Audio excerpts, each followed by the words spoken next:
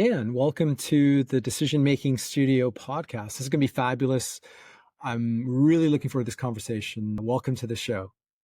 Ben, thanks for having me, man. I've been looking forward to coming on. I'm a big fan. Thanks. So we'll, I think, start with your background. I think your background's fascinating, and I suspect some of my listeners will know who you are, but many will also not. And so it would be great if you just paint a little picture about who you are and what you do. And by the way, I always, when I ask this question, I tell my guests, take as much time as you want and you need. Some of the most interesting people are the ones that have these sort of nonlinear career paths. And it's fascinating to hear about how people got to doing what they currently do. So we'd just love to hear that.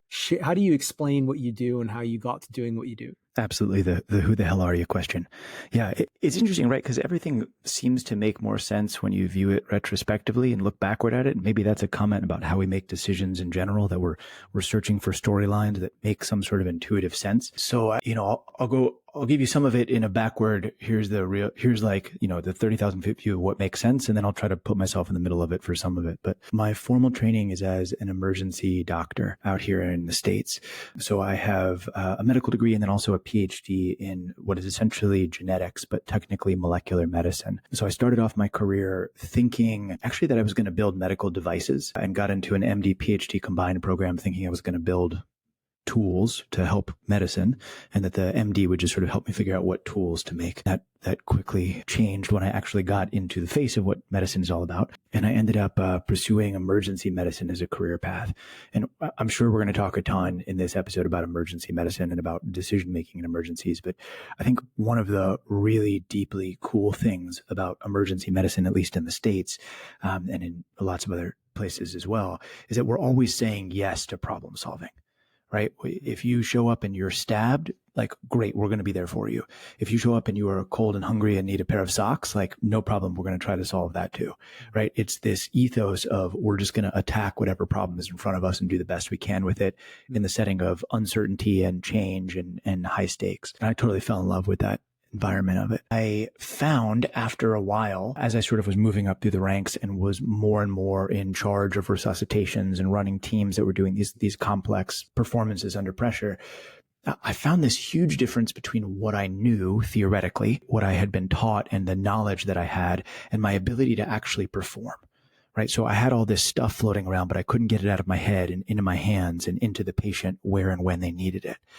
And when you go through a couple rounds of that and somebody suffers as a result, and that's either your patient suffers or your team suffers or everybody suffers, when you go through rounds of that and your performance is limited compared to what you think it can be, it's this incredible driving force to try to figure out why. So I got really obsessed with this question of how do we apply knowledge under pressure? Because it's really fundamentally different than knowing something. Right? It's how do we apply that knowledge under pressure?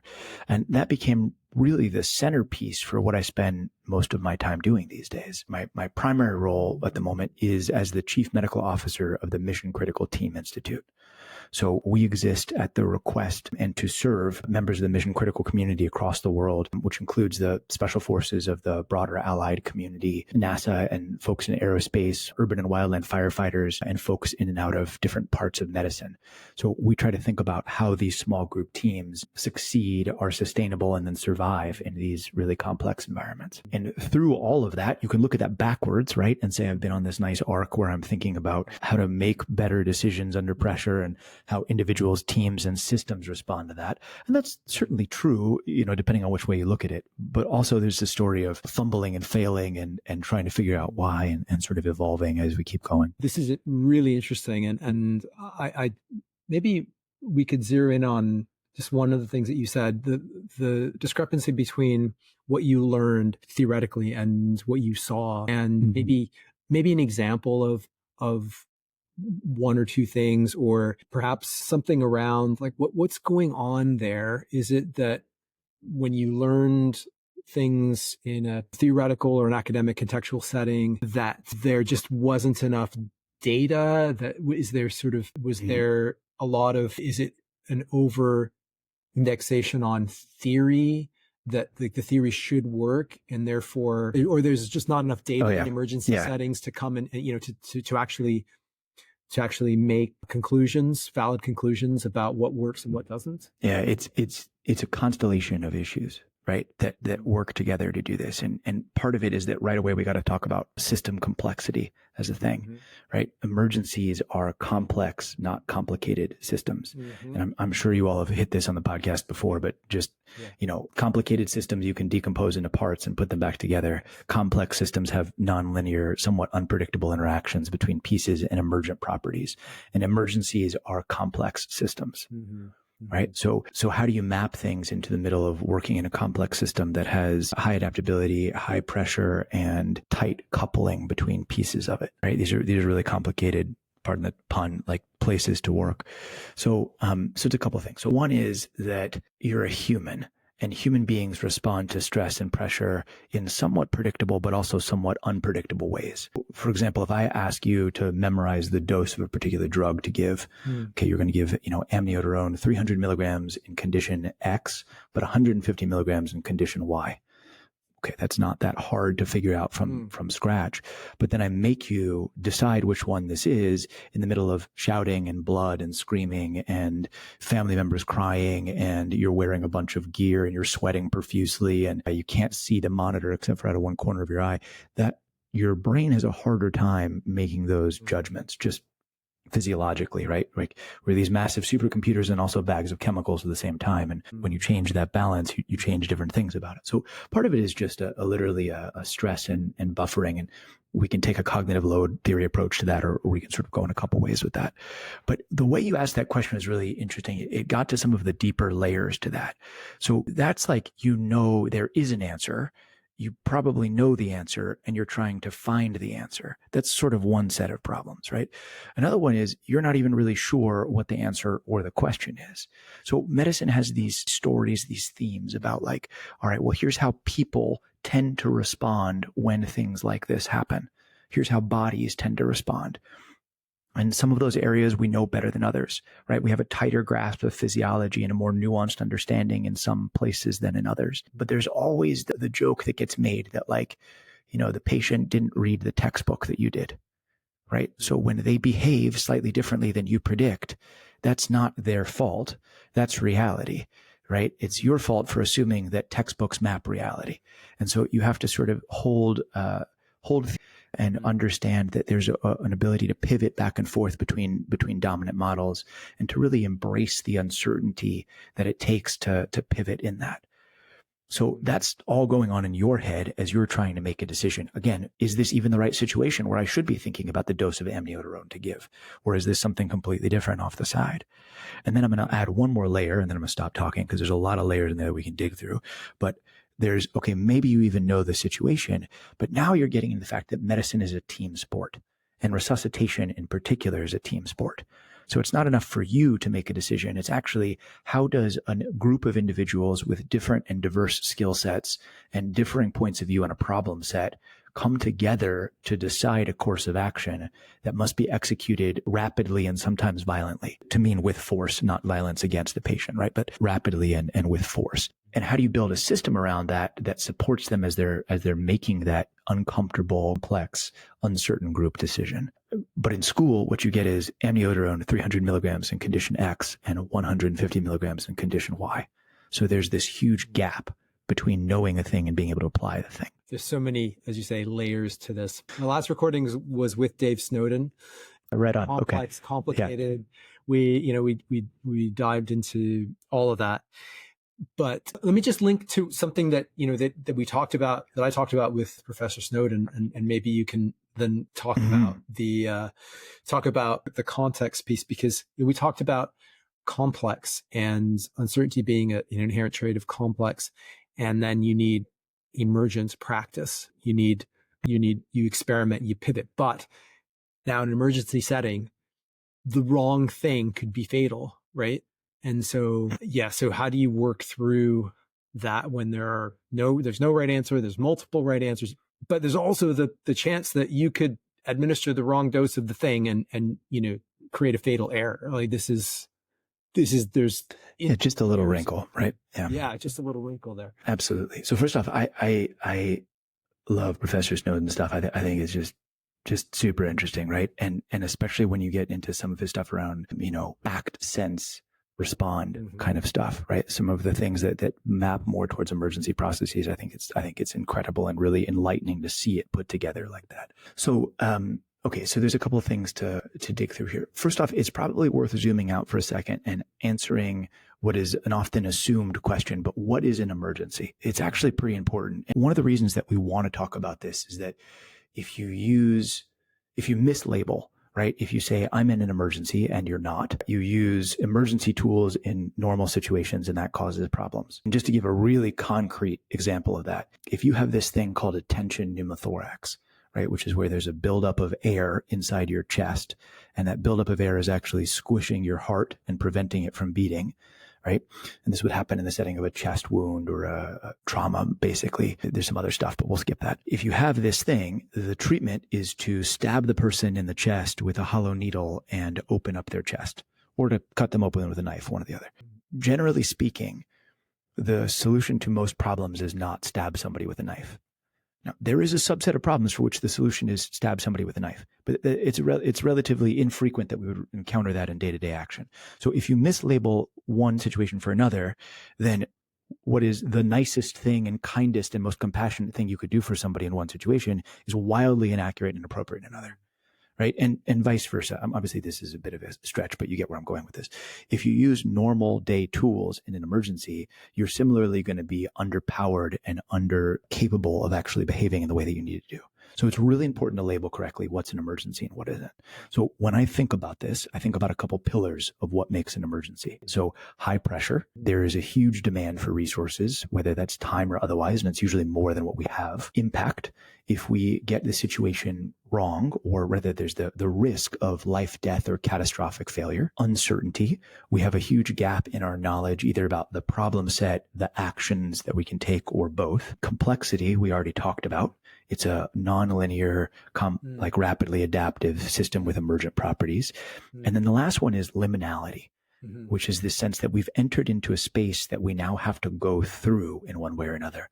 We can't unwind it. Right? So there's lots of situations that don't work like that. If you drive to a restaurant and you don't like it, you can, generally speaking, drive to another restaurant and pick something else, right? A lot of decisions that we engage in the corporate world are things that are to greater or lesser extents reversible, but most emergencies are not. You have jumped out of a plane and you cannot jump backward into the plane. You have to land either through performance or catastrophic failure or a deus ex machina sort of thing or something else, right? So just to hit that again, pressure, impact, uncertainty, liminality, and complexity.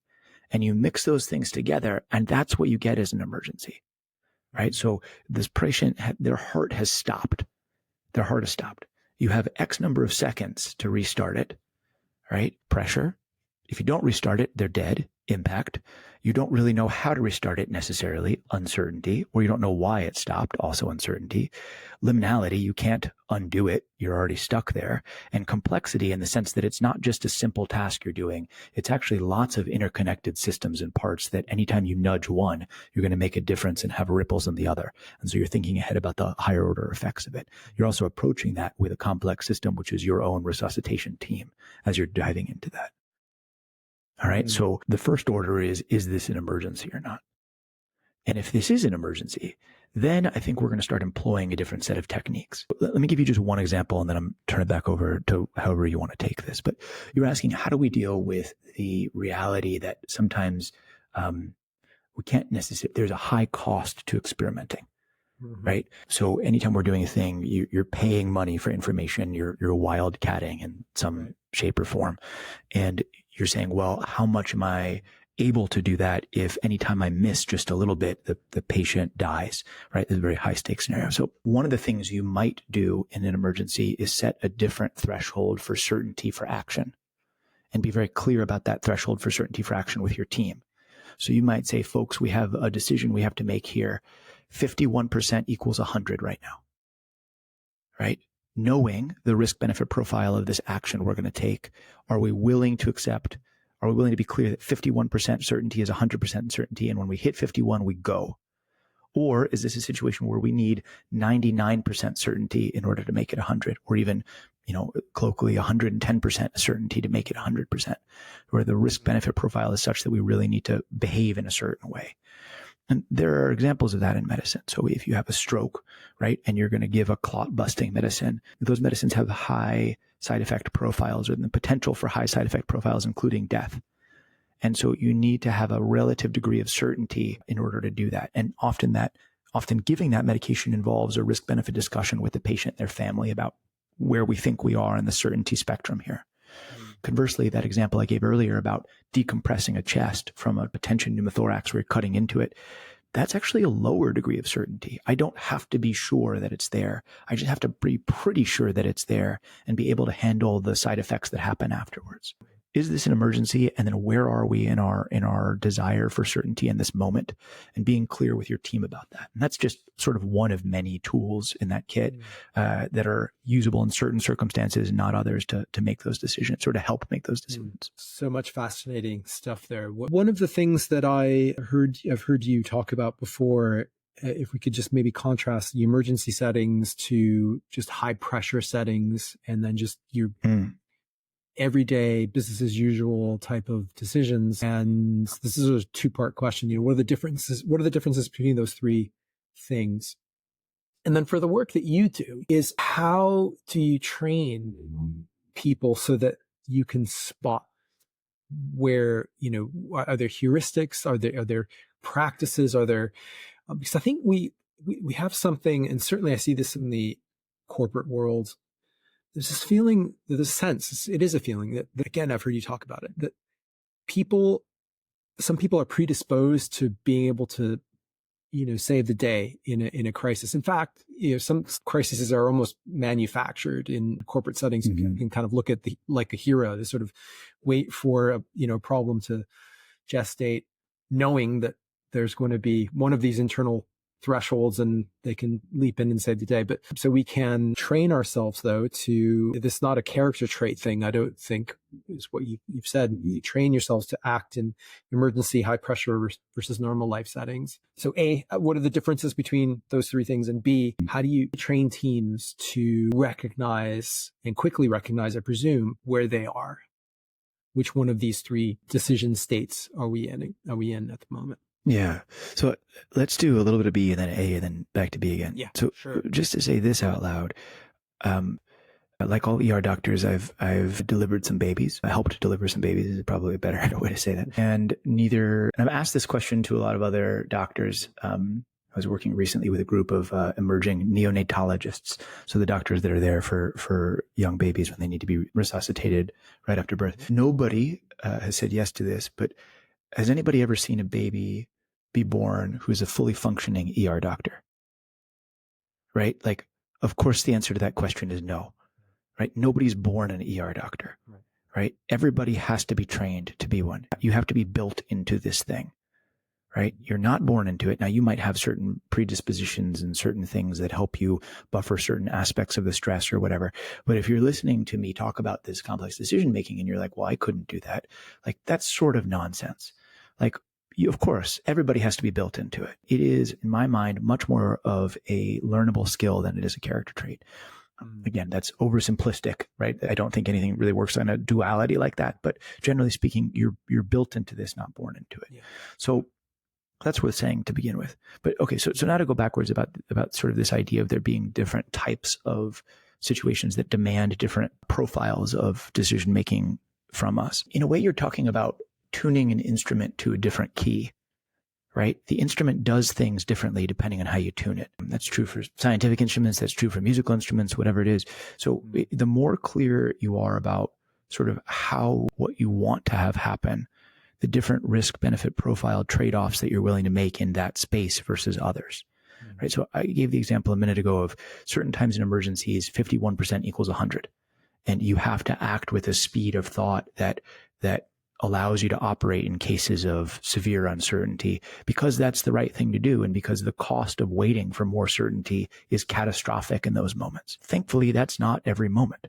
That's not even a lot of moments. Usually we have the ability to wait for more certainty and to explore the space more as we make our decisions about what to do. So the ability to sit with being uncomfortable, right? To sit with pressure and sit with being uncomfortable and say, hey, I don't like this. This is costing me to sit here, but I'm going to sit here to explore this space a little bit more. And because I think I can get to a better set of circumstances and a better ability to act is a really important thing. Jiu-jitsu is a wonderful example of that, right? You're sitting in places that are physically uncomfortable and you have this impetus to act. And sometimes the right answer is to actually not respond to those impetus and instead to sit and plan and, plot is maybe a better word than plan right there, but to think about the next thing. And then you have other circumstances on the other edge of it where, and this is really like Snowden does just such a better job than I do of explaining this when he's talking about his different realms of everything. But you're getting into a space where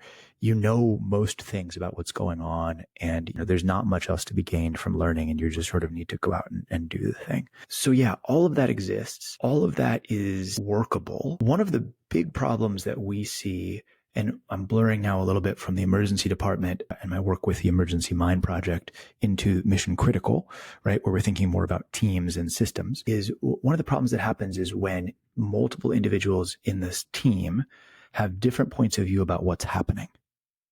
Right? So if you and I are on a team and we're trying to make a decision together and you're operating in a mode like this is a crisis and I'm operating in a mode like this is Thursday, then we're going to have friction and tension. We're going to perform suboptimally, and we might even actually destroy the team accidentally. Because especially when you get into this, I think this is an emergency situation, there's a lot of emotion that comes with that. And if we don't think about processing that after the fact, the team might really suffer a scar here, potentially fall apart from it. So that's part of the interesting thing for me is how do you get multiple members of the team together facing the same problem and even understanding what the same problem of what this is. I was working with a group from Wharton not too long ago, and we put them through a really interesting exercise simulating a point of friction between an intensive care unit and an emergency department. And great group. Like they were trying super hard to solve the problems, just interesting, fascinating people. And partway through, we paused and said, okay, raise your hand if you think this is an emergency. Right. And part of the people raised their hand and part of them didn't. They were just mystified looking around at each other. Wait a minute. We're operating on differences about, is this an emergency or not? Yeah. So, if we're talking about which profiles of beliefs and patterns and actions and habits are appropriate for emergencies versus not, then getting the team clear on what you're doing is a pretty important zero step. We are in some sense lucky in the emergency department because when somebody comes in, brought in by paramedics, bleeding profusely with obvious gunshot wounds, then that's pretty clear what's happening, right? But life doesn't always announce itself like that. So to me, there's a couple things that go in there, which is how do you spin teams up in the right ways to handle crises? And then how do you negotiate the individual member to member mental models of what type of problem you're solving at that moment? Right. So, and this applies equally pretty much to the corporate world or to medicine or to any of the groups I work with. One question is, where do your emergencies happen? Right. And are there predictable patterns where emergencies are likely to happen? Right. So as a stupid example of this, emergencies often happen in the emergency department. So if you are treating somebody in the emergency department, you tend to start on a higher part of that threshold with a different profile of responses than if you're treating them at, the outpatient foot pain clinic or whatever. So what's the equivalent of that for your company, right? If you're operating a, transport company and there are certain loads you're transporting, which are piles of grain, and certain loads, which are radioactive components of something, where are those emergencies likely to happen? And can you think about those situations differently ahead of time? The second tool that we have, which is super important, is the code blue alarm. Somebody has a cardiac arrest in the hospital or whatever, and one of the nurses or the doctors or whoever's closest by hits this button on the wall, alarms go off, blue lights flash, and it summons a code blue response team, which gathers together, self-assembles on the problem set, self-organizes and tries to solve the problem. Right? Something called a swarm team, which I'm super passionate about trying to fix and improve. But that's an example of a signal that fires to tell a team, this is crisis mode, bring your crisis pants or whatever you want to call it, right? Like, now's your time to like spin up and use the crisis profile of tools. That's one way to do things like that has costs and benefits like anything else. And if you use that the wrong way, that can cause friction and et cetera. But everybody that hits that room is sharing part of the same mental model about it.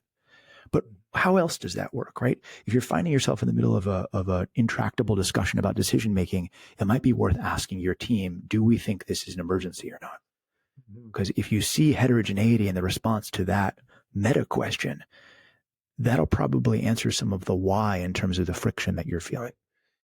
What's interesting there, and I've been talking to clients about their own decision-making heuristics, like developing their own practices. And when you talk about your 5 criteria for, an emergency, then I think that's brilliant. That's something that could be applied to the organization and say, is it high stakes, is high, the liminality, those things as a heuristic, as a way of saying, because I think increasingly, maybe not increasingly, maybe that's a little bit unfair. I think there are organizations where, we're transporting radioactive goods, for example, or we've got engineers out into the field somewhere doing highly, work that's highly, if there's an extreme weather event or something like that, you could probably map those out. But other times, I think COVID comes to mind. I think a lot of organizations are scrambling around trying to figure this stuff out, and normalcy bias is a thing. Witnessed this firsthand. I was part of a department that had this was for one of the largest companies in the UK, the risk management function and all of the associated functions. The week that COVID hit, the few days before the lockdown, we're going to all get together in a hotel for an annual powwow, 200 people that do risk management for one of the most important companies in the UK.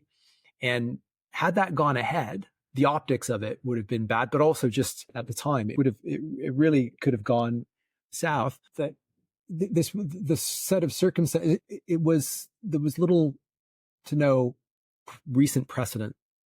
And so it was a lot easier. It was easier to dismiss. It was easier to say, this is just, I don't know, this is a version of SARS, or this is something, we shouldn't be too concerned about. So anyway, there's something that comes up for me when we're thinking about that, which is thinking ahead about where things are likely to fail or go wrong, right? As a discipline. And so, we talk about, well, emergencies happen in the emergency room, which is not actually true. Emergencies happen wherever emergencies happen, right? So in the emergency room, we're hardened to them in some sense. We have systems in place. We have teams in place with skill sets. We have resources.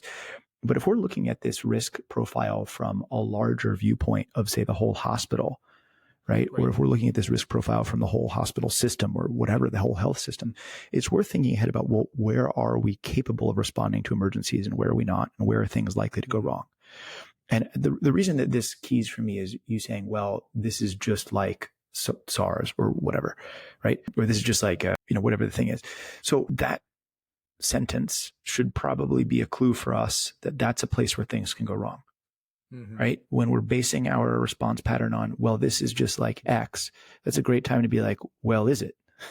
And that sounds overly simplistic, but that's a really good example of like, oh, well, if you hear that, you should think to yourself, well, what will go wrong for it? Yeah. So with your permission, can I put you through a quick exercise that we do before about this kind of an idea? Okay. Yeah. So let's imagine there's a procedure that you have to do. We'll skip over the details of it, but you have to insert a thing into a thing, and it has to be sterile, right? The field around it has to be sterile. But you can't make the whole room sterile because there's not enough resources for it, and you're in the ER and it is what it is. So you have a space that you have to make sterile, and it's like a little 3x3 inch space, centimeter equivalent of that is. And you have your sterile gloves on, and I hand you a pack of sterile towels, sterile sheets, and you have to use that to create a space around this thing to make it sterile. All right, I'm going to give you 4 towels. Okay. How do you do that? How do you put the towels around this thing to keep it sterile? And this is harder to do when we're talking about this as opposed to seeing it. So if this doesn't spark the right set of imagination, no problem. I'll just tell you the answer, but I'm just curious what you come up with for it. So I've got sterile gloves, you're saying? So you got sterile gloves on. I'm giving you these towels. You have to put the towels down over the surface in a way that keeps the center open so you can work on it and keeps the edges stiff. Yeah. Okay. And there's 4 in the pack. So grab the edges of the towel with my gloves, and it's hard for me to imagine without actually physically seeing the space, but I try to create the most, I guess I don't know if it's largest is the right word, the largest space where I can work without having to reach over into the non-sterile space. So I can put all the things. Yeah, perfect. So, and that you've hit one of the hard points of this problem set, which is that the problem you're given is not usually the only problem that you have. Okay, so I said make a space sterile, and you thought ahead to think, well, what would I might have to do? Well, I probably have to have tools, and I don't want to leave the field to get the tools, so I'm going to create extra space for the tools to go. Right? That's awesome. That's a really good way about thinking about decision making, because it looks laterally at what the decision process might be in the future and helps sort of map for contingencies and things like that. Really, really solid. Right?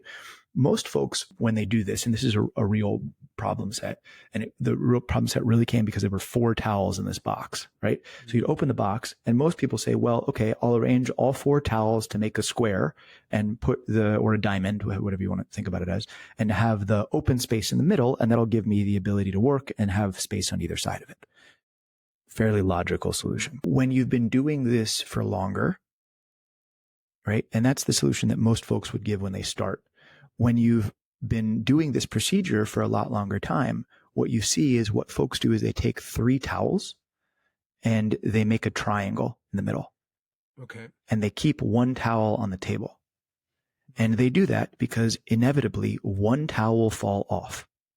Right. And now they have the ability to form a more resilient solution, which allows them to respond. I guess I forget if that's resilient or robust, but essentially it allows them to respond to crisis in a different way. Yeah. Right. And that to me is such a fascinating marker of this sense of, well, how do we make decisions that might encounter emergencies? Well, we think to ourselves, what's likely to break? And if we truly believe that things will break, that we're not the best of the world, that we're like, we have the humility to say, I'm not the best doctor. I drop things sometimes. My tools aren't the sharpest. I haven't invented the best systems. I understand not all processes work. And if I take that as my starting point, then the way I make decisions, even as small as how do I create a space with 4 towels, actually changes as a result for it. Right. And I think that's really important, because a lot of times you see folks especially in corporate spaces, where they take the opposite stance. They say, no, we're better than everything. We're better than this. We have the newest technology. We have the best team. We have the whatever. And we have to believe that we're better than everybody else in order to succeed where lots of other companies fail. And instead having the humility and strength to adopt the stance of, no, actually, I'm quite average at placing towels on an object. There's no reason for me to think I'm better than other humans at that. So instead, I should assume that something might drop and build a solution that incorporates that. Yeah, I hope that relates back to what you were saying. But no, and I love the word that you used, which was humility, and the fact that, okay, we're comparing different things here, but if you've done lots of procedures, you probably know every now and then I drop things, or something drops, or I put something just too much slightly on the edge of the table and it falls. This happens, right? And so if we know that, then you probably will, it's a lot easier to come to the conclusion that I better have, the 4th towel on the table, whatever whatever. And that also can apply to other contexts. But what's required is some humility that we don't get everything right all the time. That sometimes we try to do this. We try to launch a product, or we try to deal with this big issue on this big contract or whatever, and it doesn't go to plan. And that's part of how any organization works. We don't get everything right all the time. And that implies an ability, and maybe we can go here now, but to listen and to be able to listen to errors, to talk about when things don't go right, to think about weak signals, all of those things. And when organizations are very rigid and hierarchical and all of those kinds of things. It's harder to pick those things up. And I'm not sure the statistic, but there's something about those in the C-suite know a very small percentage of what goes on, and people in the middle know a lot more, and messages don't always get filtered up when they ought to.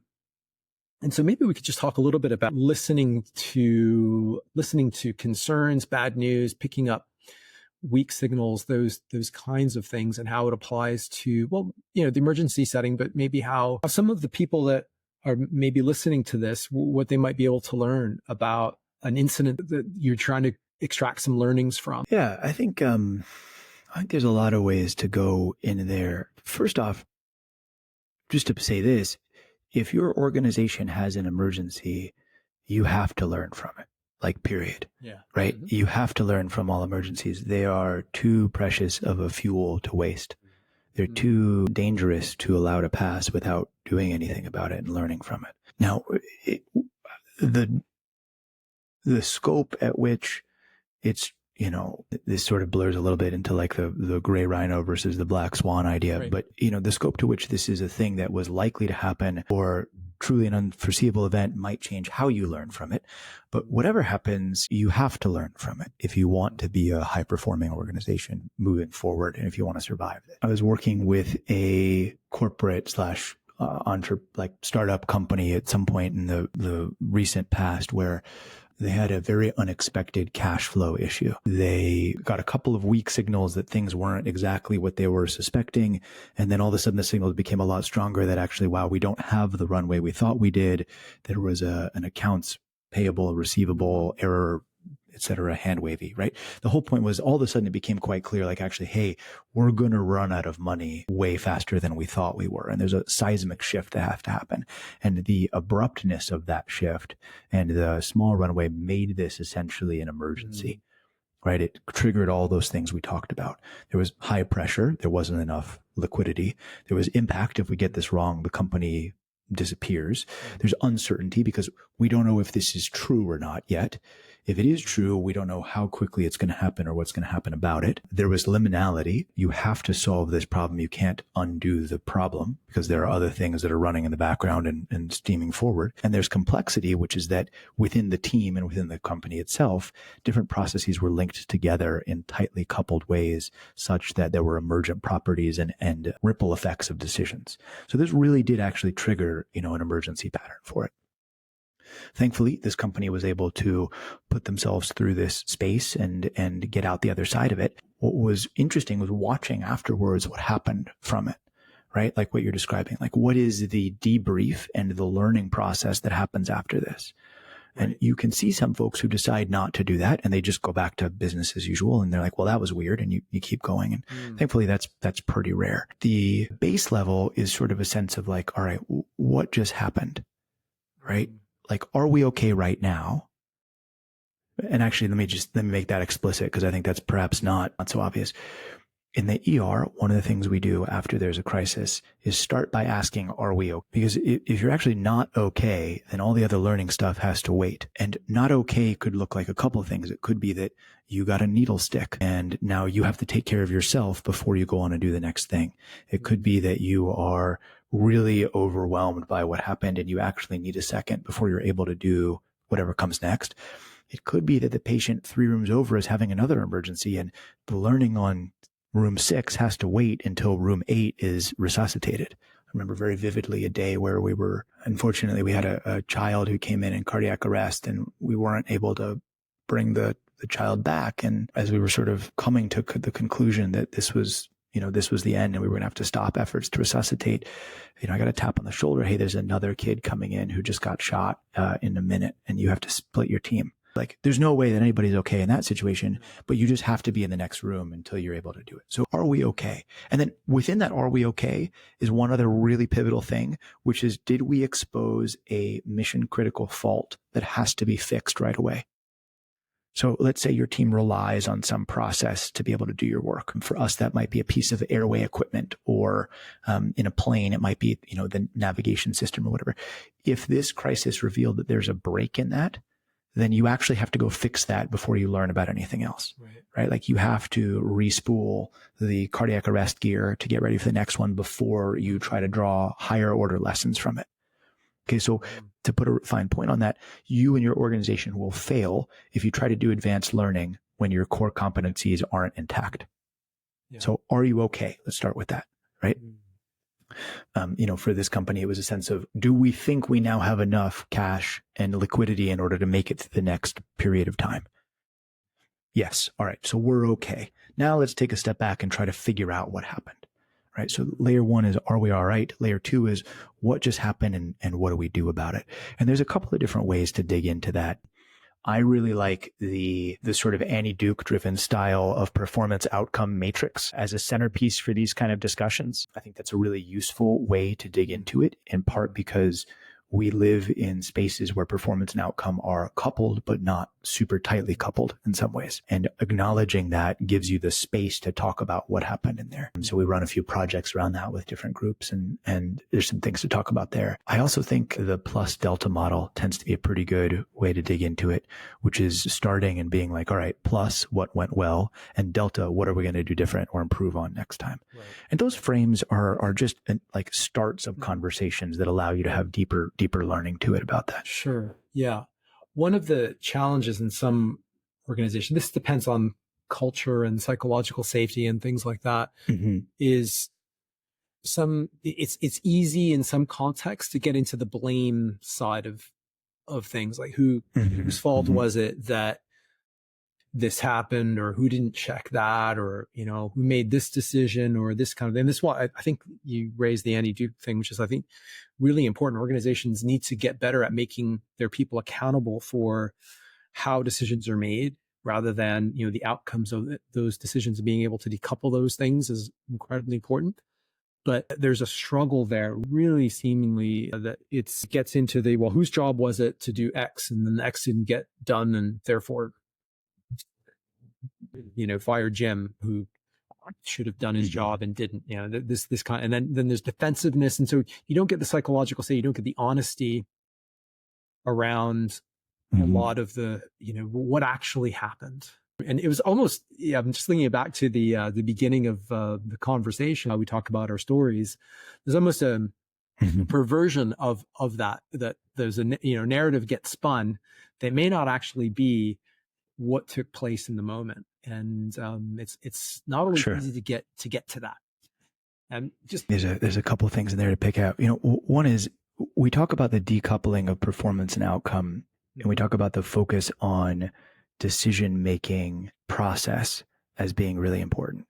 And that's true, but that's not the whole picture either, right? If we're running a situation where our team does a really good job at resuscitating a patient, and let's say it's a kid, and the kid still dies, that matters. That doesn't just go away because we did a good job at our piece of the puzzle. Sure. And you have to recognize both of those things, right? The high performing team has to understand both of those pieces, right? It has to be able to say, look, we're humans. We are affected by what we just saw. The family's affected. Everybody around us, these ripples go through our lives from this, and that's real. And you have to make space and talk about that, and talk about what that's going to feel like and what you're dealing with in there. And also, you have to decouple it enough to be like, and also the way that we decided to do the airway or pivot from plan A to plan B was really good here. And here's what we're going to try next time. And your skill set that you improved on when you're doing this work is going to be useful for the next kid that comes in, or the next family, or whatever. And you have to hold both of those things at the same time. In a way, you're sort of poking at the concept here of ergodicity, right? That risks are not seen equally by everybody involved in it. So yes, over time, decoupling performance and outcome will make for a better performing team, because we're rather analyzing performance and outcome somewhat separately, and focusing on decision-making process over outcome will make a team that's able to make, in quotes, better decisions. But the truth is, if one of those decisions is so catastrophic that it destroys everybody involved, then it's actually the outcome that makes a big difference and matters. You have to treat your team like adults, right? This is complicated stuff. This isn't easy to talk about. It's not easy to feel these things. It's not easy to go through this. It's not easy to think about decoupling performance and outcome and what even is ergodicity and having all these conversations. But you have to do it, right? You have to dig in and be like, look, here's the deal. We don't have perfect answers. We just don't. I say this all the time. Medicine is an imperfect science, and I am an imperfect practitioner of it, right? Like, I'm just not perfect, and our team isn't going to be perfect. And that means that there's going to be bad things that happen. And so we have to sort of be aware of that ahead of time and to do our best to talk through it and think it through.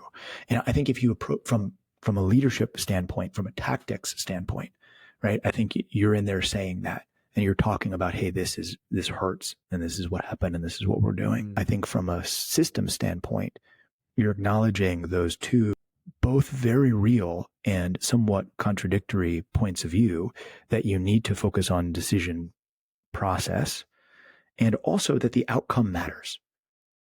And I think if you ignore either one of those, then worse things end up happening. Yeah. So to the extent that teams are able to acknowledge that and proactively talk about it, I think produces a better sense of teamwork and evolution as opposed to destruction. Yeah, that's a very insightful way of looking at this decision versus outcome. Sometimes is a problem, but this distinction is actually very interesting, because it's in a way that I haven't considered before. So yeah, thank you for that. And as you were talking, I was just thinking about the kind of the human side of yourselves as practitioners, and you have a cycle here: perform, recover, evolve, prepare, if I've got that right. And in the recovery part, I'm also wondering about how how emergency practitioners do recover, because I think there's mental health impacts. I would have thought there's how do you recover from effectively viewing and being right front and center during trauma, right? I'm just wondering if you could share a little bit about what. Yeah, absolutely. So yeah, from the Emergency Mind Project standpoint, we come up with this cycle: prepare, perform, recover, evolve, right? And I think that going through that loop allows us to think through part of this answer of how do you apply knowledge under pressure, right? Well, you set yourself up, you train for it, you do all the stuff when you're actually performing that requires you to apply knowledge in that moment. You recover and regenerate the ability to perform again, and you evolve in the sense that you're better tomorrow than you are today. So that's sort of the overarching loop of that. The recovery piece in particular is super challenging for most folks operating in these high stakes environments. And you can think about it as how an individual recovers, how a team recovers, and how a system recovers. Because if you're operating this from the more corporate or business space, most of the levers you're going to have to pull and push are on the team and system side of things. And you can help arm people for how they recover. But it's a little bit different if you're thinking about this as a group of firefighters versus as a corporation recovering from some sort of an event. So we can dig into that a little bit.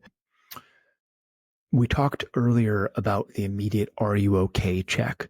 And I think that has some resonance here. So if you're a person, your micro recovery, what you can accomplish in that moment, might be a self-scan of "are we okay?" and what are the things that have to happen to get me to okay, right? And okay doesn't have to be perfect, right? Okay still might mean things are bad, but they're capable of performing again when you need to. In medicine, you talk about like the refractory period, the time when you're unable to perform again for one reason or another. So in some sense, you're overcoming that and spinning yourself back up to somewhere around zero. That can be as simple as, going to the bathroom, drinking some water, like consuming some calories, restocking the supplies that you personally carry if you need to go do another thing right away. From a team, it can be micro recovery. Do we need to cycle anybody on or off? Do we have the gear required to perform again immediately? And do we have the capacity to buffer another thing? Is the bed clean? Is there space for another patient? Right? And then from a system, there's all the stuff that needs to happen in the background. All right, well, we need a new crash cart to room 3 because we used the one that was in there, right? We need to flag this case for review for later. We need to make sure that the next wave of nurses coming in is prepared to handle the next thing, right? The CT scanner was down. Can we get it back up again? And you're really just getting back to zero in that micro recovery phase. You're not solving the problems and you're not processing the reality of what happened. You're just resetting. Part of recovery is resetting, because sometimes that's all you get, and being clear about that. And that's a skill, being able to recover quickly from a thing like that. Then you have a sort of a longer loop, which is more about processing. And from the mission critical side of thing, we talk about the concept of residue, right? Residue is what's left after you go through an emotionally charged experience. And a lot of the insight on this, interestingly, comes from the actor Tom Hardy, who talks about the idea of residue in his acting roles. So he says, when I do a thing, I am that person, I am that character. And that character leaves a residue on me. I have to process that residue before I do the next thing. Otherwise, I'm not Abraham Lincoln or whatever. I'm Bane pretending to be Abraham Lincoln, which would be a fun movie to watch, but is a very different thing than Tom Hardy acting as Abraham Lincoln. This concept of processing that residue, right? Residue is not necessarily good or bad. Having residue doesn't mean you're broken. It just means you've gone through a hard thing.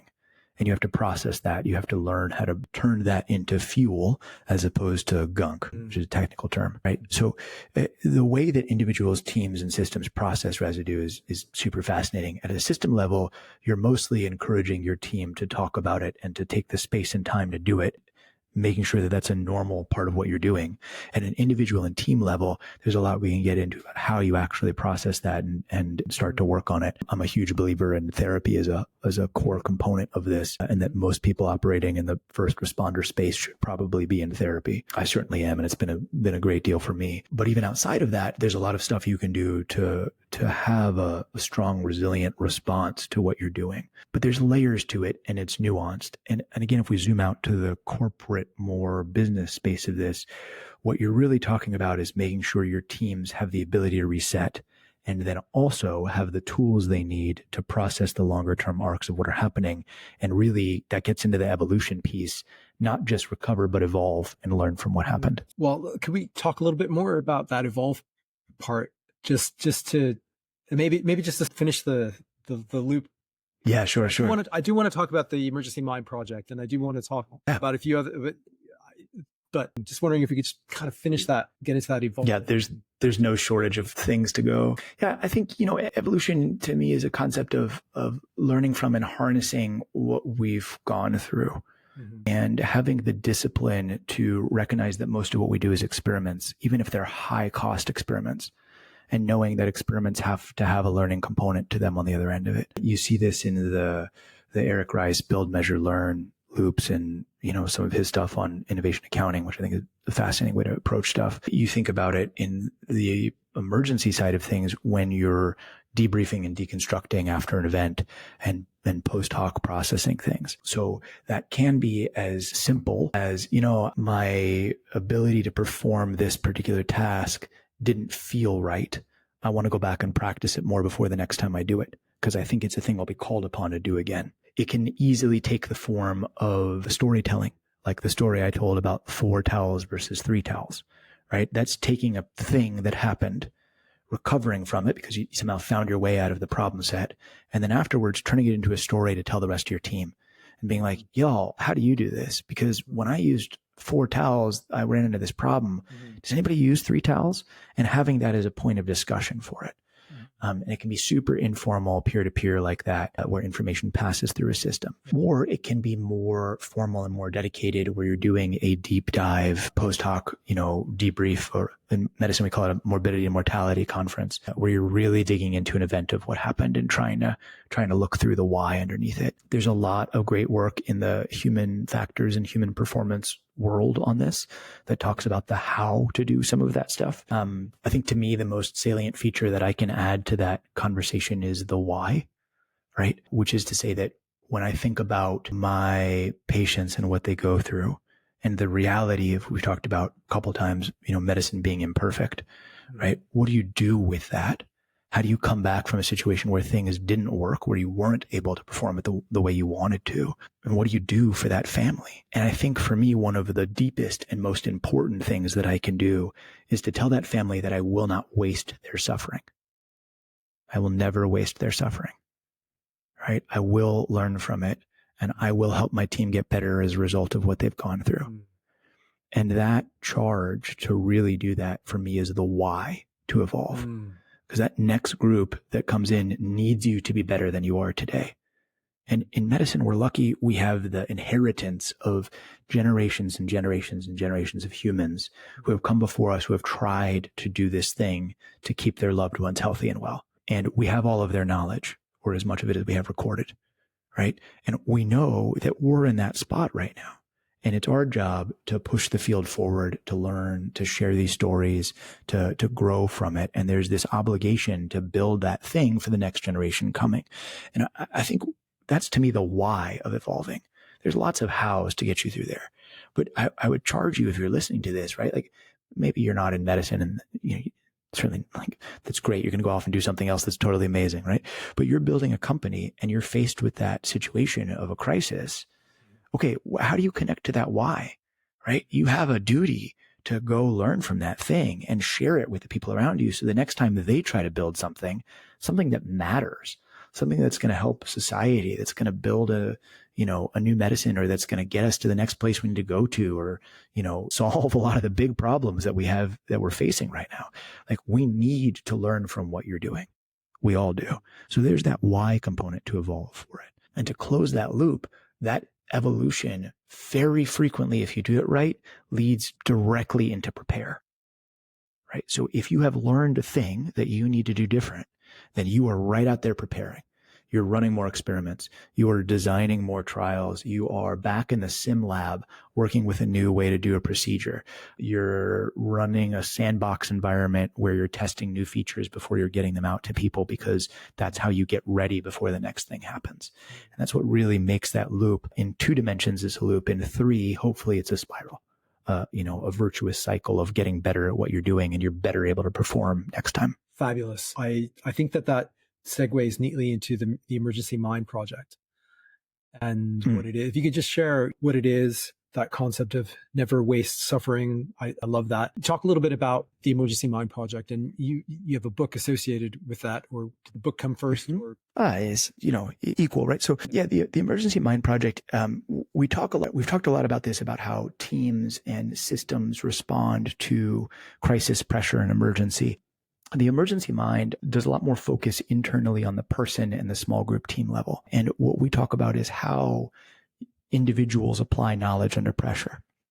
So a lot of it's inward facing and thinking about how you buffer stress and pressure, how you build mental models and share mental models with members of your team. In all honesty, it's the book. When you think about the book, which is also called The Emergency Mind, Wiring Your Brain for Performance Under Pressure, it's the book I wish I had when I started medical training. Because it's what I didn't understand about how to apply knowledge, what I didn't understand about building myself, which really has to happen internally, even as you're being taught from the outside a lot of skills and tactics and strategies. We work with all sorts of groups in and out of medicine who are performing under pressure in one way or another.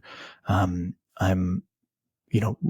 honored to say that it's used by fire departments and search and rescue teams and all sorts of folks in the corporate world as well, who want to become better at decision making under pressure, specifically. Because I just want to put that out there. This is not, it's not designed for normal circumstances.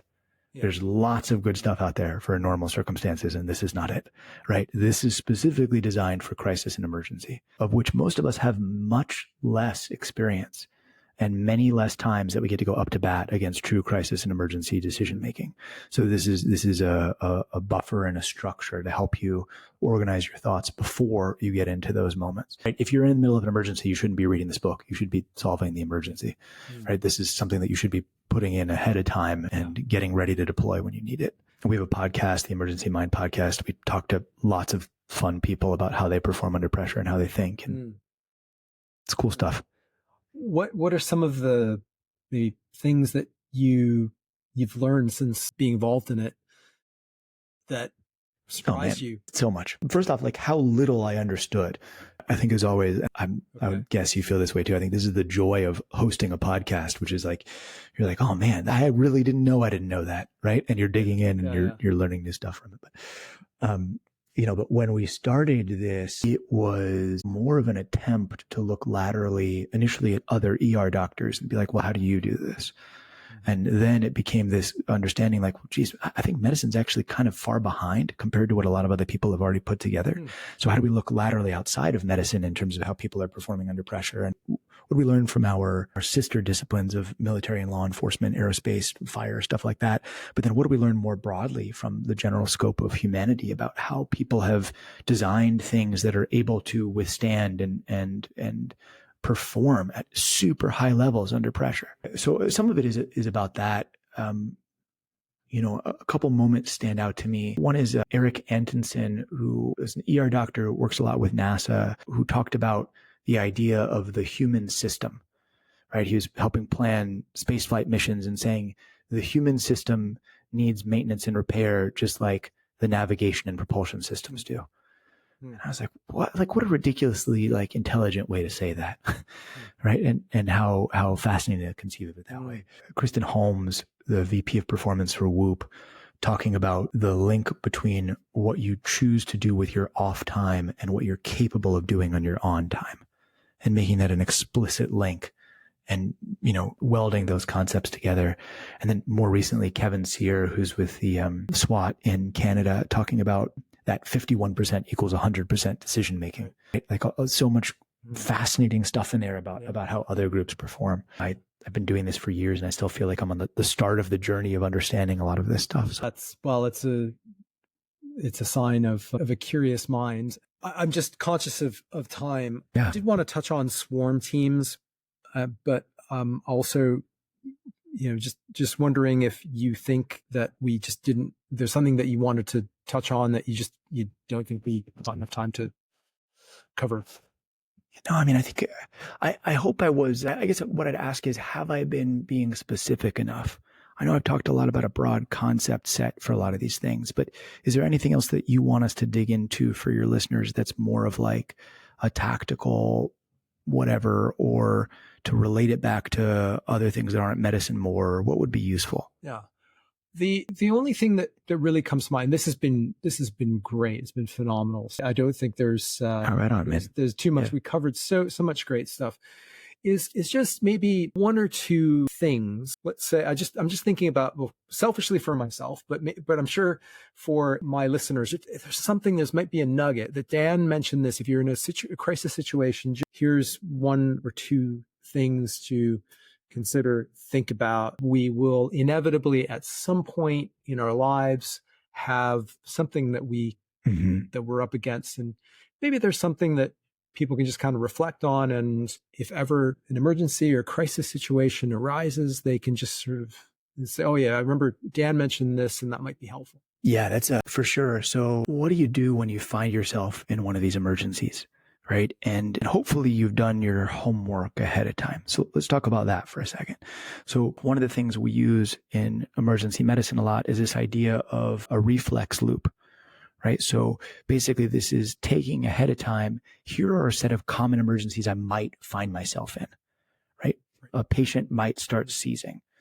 Somebody might come in with a gunshot wound, and you think ahead about what might happen, and you design your first couple of moves ahead of time so that they're ready to go when that happens. Right? Because that allows your brain to catch up with you. There's a saying in here, basically use seconds to buy minutes. Yeah. Right? You're going to put the things in place that are your first responses so that your system is able to respond better afterwards by the time you're spun up to it. And in medicine, frequently that's things like, as long as it's safe, go towards the patient and put your hands on them. That seems simple, but it's very easy to freeze. And often, as a general operating principle, if you can attack the problem, you are better off. So if you can move towards the problem, as long as that's safe, then that's the right thing to be doing. So you're going to go towards the person. You're going to, a couple of the things that typically find their way into those standard packages of things are increase your points of control over the problem. So put an IV in. In fact, put 2 IVs in, because if you have an IV in, you can give IV medicine. If you have 2 IVs, if you lose one, then at least you still have one, right? And you can give 2 medicines at once. So that sounds ridiculously simplistic, right? We're talking about the edge of modern medicine, and what I'm telling you is to put 2 IVs in instead of 1. But really, that's the type of things that you want to have in your standard operating toolkit for emergencies in general, right? Move towards the problem, increase your points of control, and 2 is 1 and 1 is none, and double up when you can in terms of your ability to control things. Right? Then the next thing is usually, are there immediate actions you need to take? And if not, you need to slow down. So what do I mean by that? Are there things that have to happen this second? Like truly this second. So there's really only a small number of those in medicine that have to happen within 1 or 2 seconds. I'm not going to go through the list of them here, but in medicine, when I train somebody, I train them to go through that list when they're standing in that room. And if they go through the list and they hit the bottom and they realize this person doesn't need me to do any one of these fast things, then what they really need me to do is slow down. That's a really interesting discipline to do, to recognize the moment where what has to happen, no matter what it feels like, is for you to slow down, right? So what's your general operating toolkit? Think about it ahead of time. Put as many things in process before you need them as you can. Move towards the problem. Increase your ability to control it. Increase your points of control. Double up where you can. And then recognize when you need to slow down. And those are pretty high level stuff, but if you can start hitting bits and pieces of those, you can make yourself a lot more able to respond. Just to map that into a concrete sort of thing. I was in a cave recently, which is a weird thing to say, but I was doing some very, very lightweight cave exploration. And, you're like, well, what could go wrong in a cave? Well, actually lots of things could go wrong in a cave, right?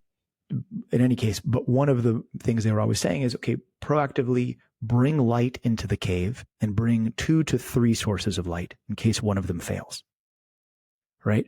That's a really good example of, like, if you know a point where things might break, are you actively going out and doubling up your ability to solve that problem in that space?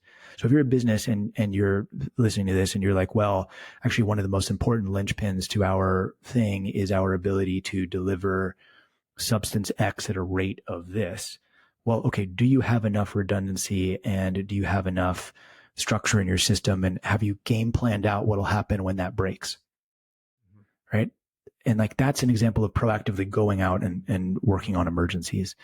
I don't know much about caving, so that's probably not the best example. This was a very lightweight cave, but I think that discipline is important. Yeah, I think it's fabulous advice, because in those first few moments, we all get kind of dumb, I think, when there's in acute. I was just thinking about the other day, I had to buy a train ticket and the train was about to leave. Like, I had 3 minutes. I bought the wrong kind of ticket, a more expensive one, just because I didn't want to buy the ticket, just because, you just get dumb. Like, and if you have, the first few steps mapped out, then you avoid that. Yeah, as much as possible. But so to the extent that you know what's coming, you can game plan out reflex loops and things that help you perform against it. Once you go through that a bunch of times, you realize there are some cross-cutting components that are pretty much generally the answer for most stuff as you're starting with it. That's your, rapidly achieving a 70 to 80% solution moving towards a problem is a skill. Now, it's not perfect. It's not always going to work, but it's a thing that can get you in there. So do you have the discipline, and have you practiced that a few times over, which will help you in any emergency that you find yourself in? Yeah. Do you have a moment just to talk about swarm teams quickly, or? Yeah. Here's my only thought about that. It's a big thing and it's hard to do quickly. Okay. If there's a specific piece of it, we can bite it off, but otherwise we're sort of opening up like a... That's fine. I was thinking more in a organizational context and some of the parallels, and how you bring, who decides, like who decides when it's actually not clear. Often in crises or emergency settings, it's not really clear who is supposed to make a call on this, that, and the other thing. But it's probably a big topic. And what I could say is, love to have you back someday to come and talk. Absolutely about it, because maybe that's a good way of, and I'm sure you've got resources and things to point to. It's worth it. I think we spent most of the time today talking about, in some sense, the inner view of this, right? Like what it's like to perform under pressure and apply knowledge under pressure. We talked a little bit about teams and systems, but there's a whole nother side of the story here, which is the external piece of it, which is how do systems support individuals and teams to make good decisions in emergency moments, right? And how do they do that when we assume that part of the system itself is failing, even as it's trying to support them to make those decisions? And that is a really robust and interesting thing to dig into and worth exploring. If you want to do a round 2 on that, I think that'd be a great whole thing to dig into. We should set that up. Probably a good place to wrap it up. Before we go, I'm sure I've loved this. I'm sure my listeners will as well. And I'm sure many of them would want to follow you and want to learn more about the Emergency Mind Project and all of that good stuff. Where are the best places? Absolutely. To do that? We're easy to find. It's emergencymind.com. You can find the Emergency Mind book on Amazon. You can find the Emergency Mind podcast basically anywhere. And if you are somebody who operates as part of a mission critical team, please reach out to us also. We're missioncti.com. And we'll go from there. But I'm easy to find. In fact, just to make it even easier, I'm Dan at emergencymind.com. Perfect. Okay. I'll put the links in the show notes and everything. But Dan, huge thank you. This is great. Thank you so much for coming out to the show. Great conversations. Really appreciate you taking the time to speak to me and my audience. My pleasure. Thank you for having me, and thanks for what you're all building. Thank you.